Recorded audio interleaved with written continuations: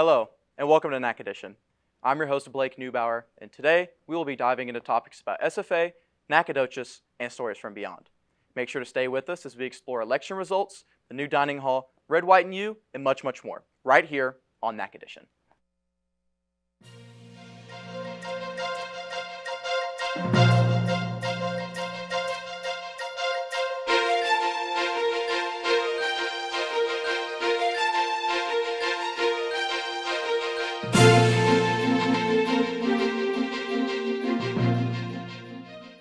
With election season in full swing, it's essential to highlight the power of first-time voters.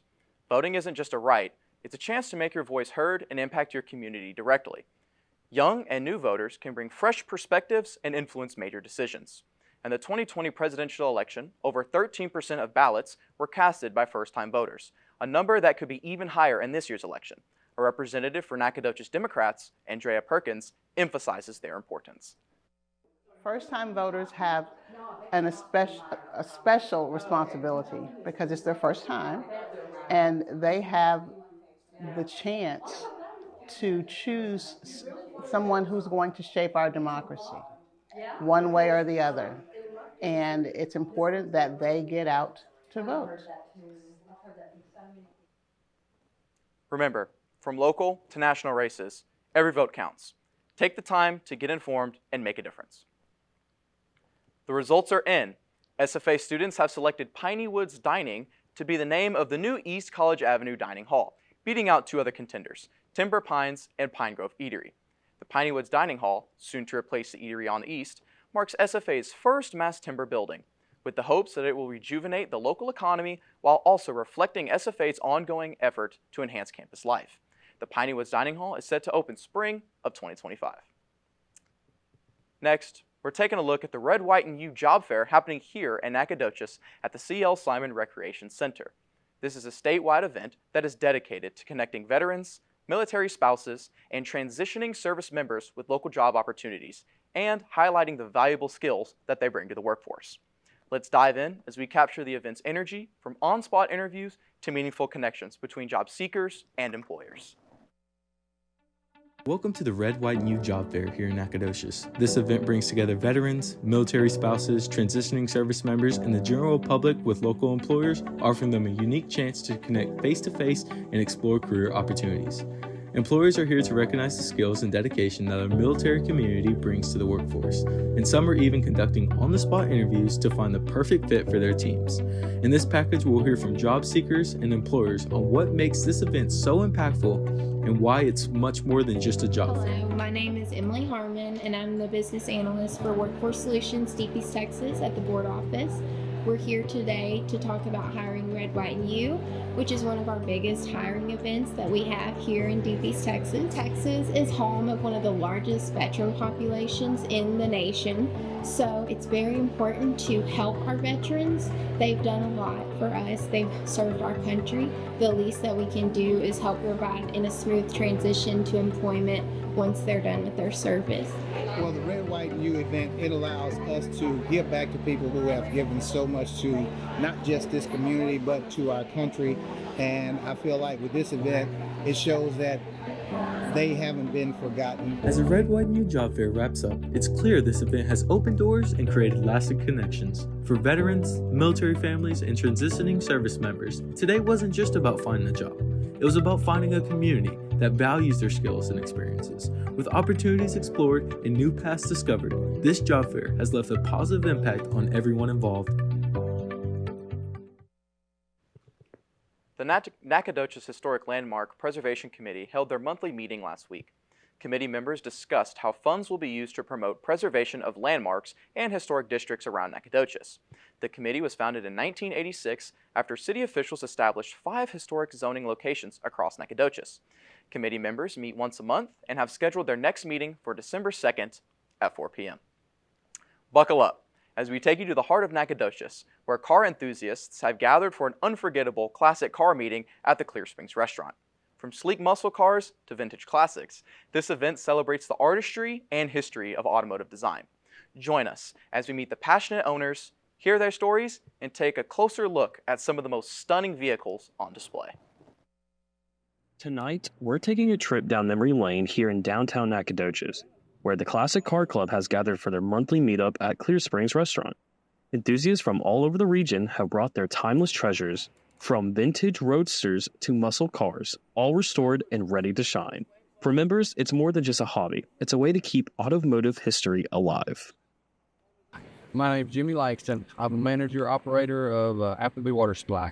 We've had this car, my wife's had this car since 1978. It was her first car in high school. When my boys got to driving in high school, we had it painted and fixed up a little bit. Well, was a car guy, and all the things like this is cruise in, and they invited me to enter. I love cars, so I did. When we get together, it's just a lot of camaraderie.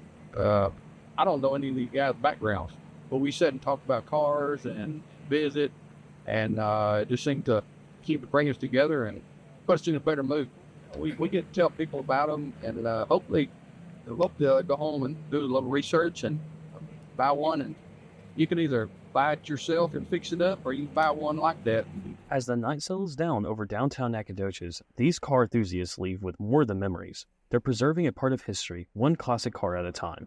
With every meetup, they continue to share their passions, ensuring these automotive icons remain alive and well on the roads.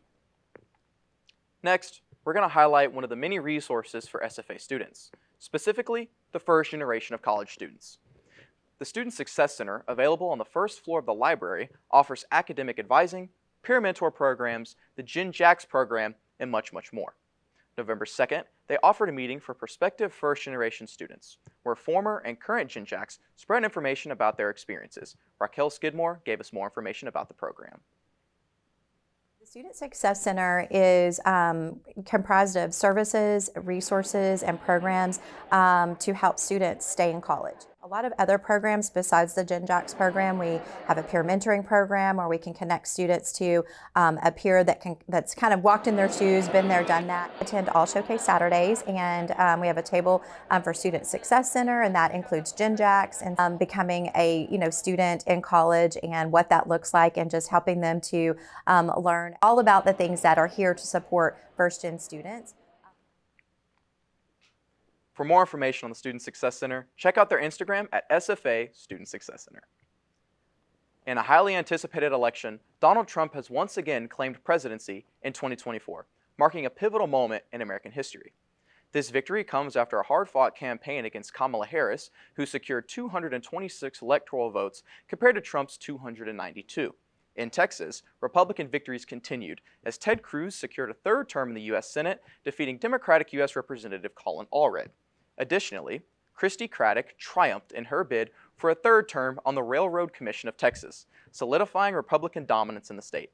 As Trump prepares for his second term, questions will undoubtedly arise about his ability to unify the nation and address pressing issues such as the economy, healthcare, and national security. His supporters are optimistic about potential changes, while critics remain cautious about the country's future direction. The 2024 election sets the stage for what will be a promising, gripping 4 years ahead. Stay with us right here on Nac Edition, as we'll be right back after this break, as I get the chance to sit down with Dr. Stephen Galatis and discuss the most recent election and what his thoughts are. You won't want to miss this.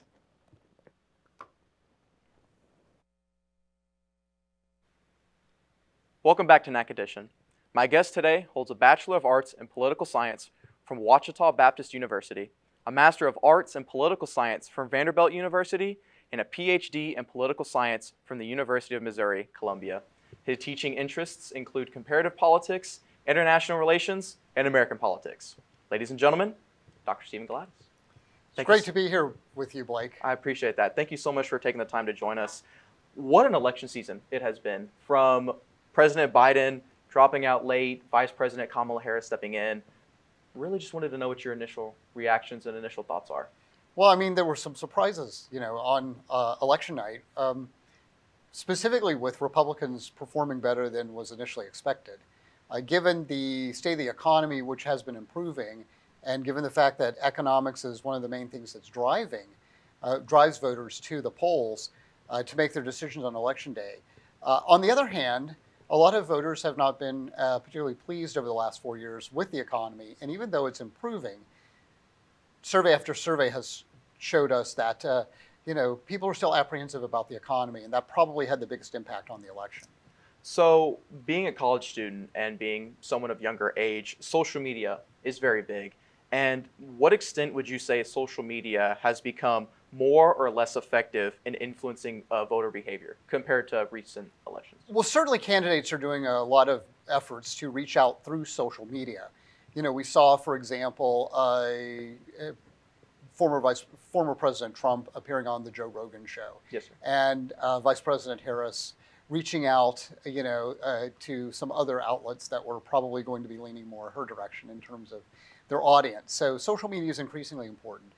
Candidates need to be on Instagram. They need to be on TikTok if they can do TikTok. There's obviously controversies over ownership over TikTok, but those are the kinds of things that you need to do to reach older generations like myself. Facebook.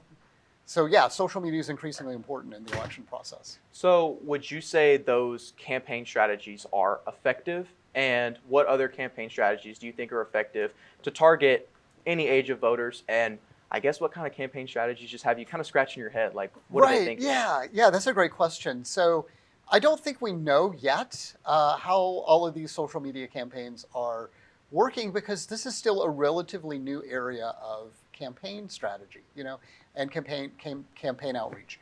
We do know that the old-fashioned knocking door to door does really matter. And if we go down, for example, in Southwest Texas, into the Rio Grande Valley, a lot of the Republican gains that were made over the last two or three election cycles has been by literally going door to door and introducing yourself and the Republican Party to Latino voters and Latina voters down in the valley. So we do know those older strategies of, knocking on doors really does matter. Whether or not the old legacy media, like newspapers and traditional broadcast television, are effective anymore, that's going to be something that in the next, 4 to 8 years, we're going to learn more about. Yes, sir. So being young and having all these ways to gather information, how can young people navigate misinformation and make informed decisions about coming elections? So one of the first things you want to do is, when you're looking at that social media website, when you're looking at the content that is there in social media, first thing you want to ask yourself is, who produced this? Where is it coming from? Is this a trustworthy or reliable source? When you receive that email or that text message, or someone instant messages you that video, of the latest thing that's going to kind of sway you politically.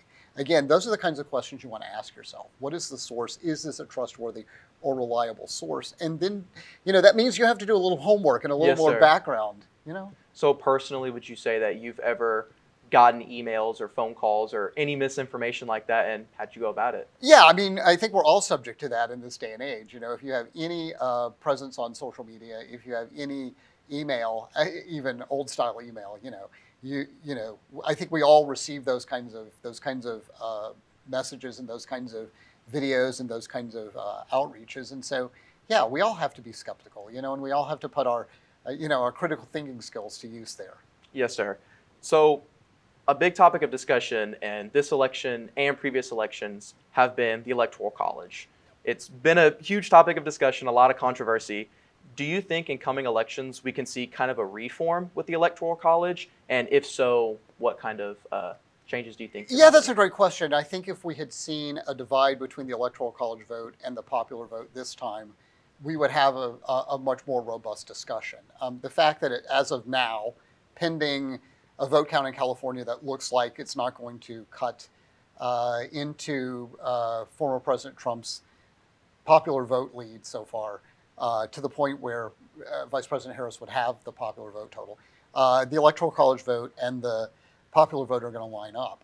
One of the things that is kind of fascinating as a political scientist is, a few years ago, after the 2016 election, where Trump lost the popular vote but won the Electoral College vote, some political scientists did some research, and they discovered that since 1840, the first election where all states used a popular vote to determine their Electoral College vote, the outcomes of every presidential election since then would have remained the same except for two. Really? So if you had gone, let me back that up. If you had gone back and done what Nebraska and Maine do, which is calculated at the level of the congressional district rather than statewide. So to me, that sort of reinforces the fact that most elections, the Electoral College and the popular vote are actually mirroring. One of the interesting things is if you think about why the Electoral College for a state like Texas is a question of whether or not, and to be good Texans that we are, right, do we want California to determine our presidential elections, right? Because if we go back to 2016, much of Hillary Clinton's popular vote win was the state of California. Yes, sir. What you have to do with the Electoral College is win state by state. And that's why you can have this divergence between the popular vote and the Electoral College vote. But what it also means is states really do still matter in the election process for the president. So speaking of those states, in the news and in the media leading up to this election, a huge key point that a lot of these media outlets were talking about was the swing states and how these swing states could change the election. And anyone who's looked at a map from the 2020 election to the 2024 election, those states were definitely a different color this time around. And what makes these states so important in deciding the election? And have you ever seen such a drastic change that we've seen from 2020 to 2024? You know, cyclically, we do have these instances where a handful of states really do matter in the Electoral College vote. And so the fact that it's the same ones that we were looking at 4 years ago and 8 years ago is really kind of just an artifact of this point in time. Which states are swing states and which ones do matter actually do vary over time. Florida used to be considered a swing state. Ohio used to be considered a swing state if we go back, about a generation. So, that's just going to vary with time as politics change, as who we are as a country changes a little bit. What was interesting this time around is that the former President Trump, did so well in all of these swing states. That was a little bit unexpected. I appreciate that. Well, unfortunately, that's all the time we have right now. But make sure to stay with us right here on Nac Edition as we take a quick break. But when we come back, we'll see how students from around campus feel about the recent election and what they look forward to the most. Don't go anywhere. Welcome back to Nac Edition. Leading up to the recent presidential election, young voters across the nation were being strongly urged to make their voices heard. As the future of our nation, 9% of voters in 2024 were college-aged. Do students around SFA truly believe that their vote matters? We took to the streets on campus to ask students if they voted and what role they think their voice plays in shaping the future. Here's what they had to say. I'm Hayden Tronson here with SFA TV 2. Today we are walking around asking SFA students if they voted and do they believe that their vote matters. Who am I here with? Maddie McAfee. Okay. Did you vote and why do you think your vote matters or doesn't matter? I did vote, and I think it matters because we all have a place to vote, so we should use it. I'm here with Elijah. Okay, did you vote? No. Why didn't you vote? I wasn't registered. Okay. Do you think that your vote matters? I mean, to a certain extent it does, but I mean, it's by population. So. I'm here with Cassidy. Okay, did you vote? I did. Do you think your vote matters or does it not matter? Honestly, it does because we come together as one, and so even just putting a little piece into it, I mean, can make something bigger. I feel like so my vote does matter. I'm here with Avery and AJ. Okay, did y'all vote? Yes, Sure did. And do you believe your vote matters? definitely. I thought it matters depending on where you're at. In states like Texas, where it's pretty much guaranteed to be red. Sometimes it doesn't matter as much if you're voting blue, but in a place like California, you're voting red. Sometimes it doesn't matter because it's almost always gonna be blue, if that makes sense. But I mean, I think it does matter, and everyone should vote. So I'm here with Caleb and Aya. Did you vote? I did vote, yeah. Do you believe your vote matters, and why or why not? I do, just because, I mean, it's a pretty simple answer, but everybody should vote. I think everybody's opinion does matter because, we are us, especially people in college, are the next people who are going to potentially either be the leaders or after this election choose the next leaders. So I think our generation's opinion matters a lot right now. Okay, I'm here with Sam. And did you vote? No. Do you believe your vote matters? Why or why not? I have kind of mixed opinion on it because I think like around here, I kind of figured it was a foregone conclusion that Trump was going to kind of win this area and really just win Texas. So I mean, if I would have voted, I probably would have voted for him, but you know, I figured he would already won anyways. But you know, I'm kind of mixed on like nationally, you know, just because of how many votes there are and things get covered, things like that. So, you know, kind of mixed opinion on it. Who am I here with? Hayden Thacker. And did you vote? No, I didn't. Do you believe your vote matters? Why or why not? No, and it's mainly because I live in Texas. I mean, it's going to go red most of the time anyways. I mean, if I lived in Georgia or North Carolina or a swing state, I'd probably go out and vote. But there's just no benefit to it here. I'm here with? Kason. And did you vote? Absolutely not, no. Do you believe your vote matters? Why or why not? I mean, not really. I mean, it's just one vote. Like, but I feel like if a bunch of people feel like their vote doesn't matter, then like that's a whole bunch of missing votes. I just forgot my ID part. Yeah. I'm here with? Ian. And did you vote? I did not vote. Why did you not vote? I would have voted for Bobby Kennedy, but he came out and said that if we want to see him in Washington, not to vote for him. So I listened to him and I did what he asked. Okay, I'm here with? Shy. And did you vote? No. Why didn't you vote? I don't know. Do you believe your vote matters? No. Like, just not at all? Okay, I'm here with? Teo. And did you vote? Yes. Oh, do you believe that your vote matters and why? Well, yes, because, well, I don't think it's a complicated thing, but yeah, if everyone votes, then their vote matters. Right. So, college-age students around the country made their voices heard in the recent election.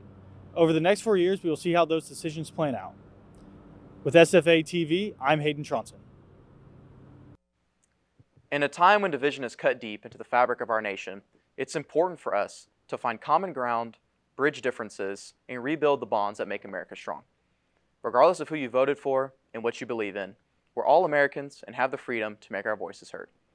Let's remember that progress is only possible if we work together, finding strength in our diversity and resolve in our common goals. Let this be the moment that we prove that democracy isn't about tearing each other down, but about lifting each other up. Because only together, as one people, can we create an America that is truly indivisible and resilient in the face of any challenge. That's all for this episode of Nac Edition. We thank you for tuning in because without you, we couldn't do this. From tuning in to stories about Nacogdoches and from beyond, we thank you. Action.